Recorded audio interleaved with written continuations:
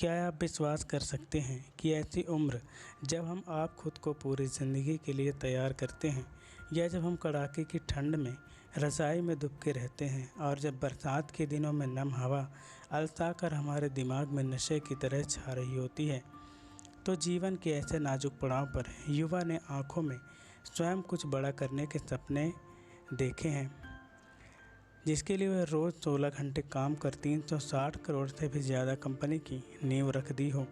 ऐसा कर दिखाया है उड़ीसा के रितेश अग्रवाल ने, जिन्होंने 20 वर्ष की कम उम्र में ओयो रूम्स नामक कंपनी की शुरुआत कर बड़े बड़े अनुभवी उद्यमियों और निवेशकों को भी आश्चर्यचकित कर दिया है। रितेश अग्रवाल ने बिजनेस के बारे में सोचने और समझने का काम कम उम्र में ही शुरू कर दिया था। इसमें सबसे बड़ी भूमिका उनके पारिवारिक पृष्ठभूमि थी। उनका जन्म 16 नवंबर 1993 को उड़ीसा राज्य के कटक जिले में बीसाम के एक छोटे से गांव में व्यावसायिक परिवार में हुआ था। 12वीं तक की पढ़ाई उन्होंने जिले के ही स्केयर्ड हार्ट स्कूल में की। इसके बाद उनकी इच्छा IIT में दाखिले की हुई, जिसकी तैयारी के लिए वे राजस्थान के कोटा शहर में आ गए। कोटा में उनके पास बस 2 ही काम थे, एक पढ़ना और जब अवकाश मिले तो ट्रैवल करना। पहले से ही रितेश की रुचि बिजनेस में बहुत थी और इस क्षेत्र में वे कुछ करना चाहते थे। इस बात को लेकर वे स्पष्ट नहीं थे। कई बार वे कोटा से ट्रेन पकड़कर दिल्ली आ जाया करते थे, ताकि दिल्ली में होने वाले युवा उद्यमियों के आयोजनों और सम्मेलनों में नए युवा उद्यमियों और स्टार्टअप फाउंडर्स मिल सकें। अगर हम बात करें इसकी शुरुआत कैसे हुई, तो वर्ष 2012 में अपना पहला स्टार्टअप ओरावेल स्टेज की शुरुआत की। इस कंपनी का उद्देश्य ट्रैवलर्स को छोटी या मध्य अवधि के लिए कम दामों पर कमरों को उपलब्ध करवाना था, जिससे कोई भी आसानी से ऑनलाइन आरक्षित कर सकता था। कंपनी की शुरुआत होने के कुछ महीनों के अंदर उन्हें नए स्टार्टअप में निवेश करने वाली कंपनी वेंचर नर्सरी से 30 लाख का फंड प्राप्त हो गया। अब रितेश के पास अपनी कंपनी को आगे बढ़ाने के लिए पर्याप्त पैसे थे।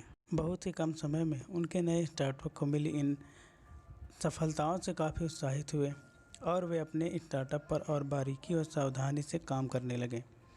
लेकिन पता नहीं उनका ये बिजनेस मॉडल अपेक्षित लाभ देने में असफल रहा।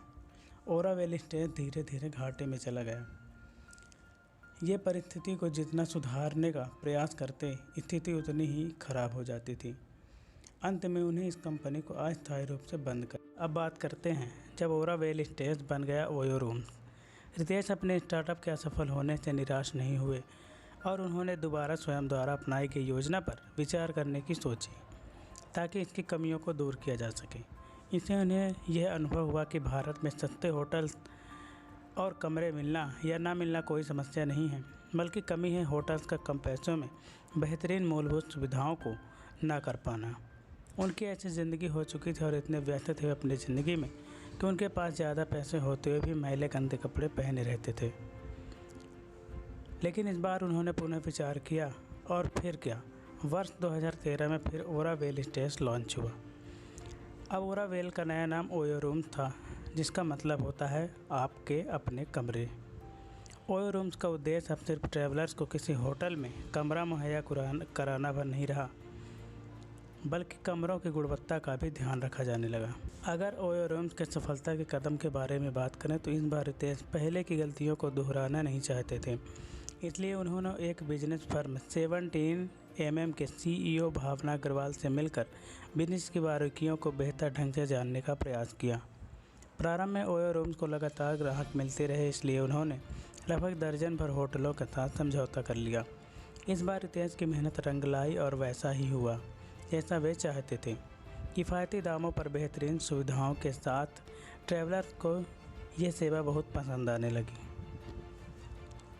और ओयो रूम्स के कर्मचारियों की संख्या भी लगातार बढ़ती जा रही थी, जिससे आज के समय में अगर कंपेयर किया जाए तो वह 2 लाख से भी ज़्यादा हो चुके हैं।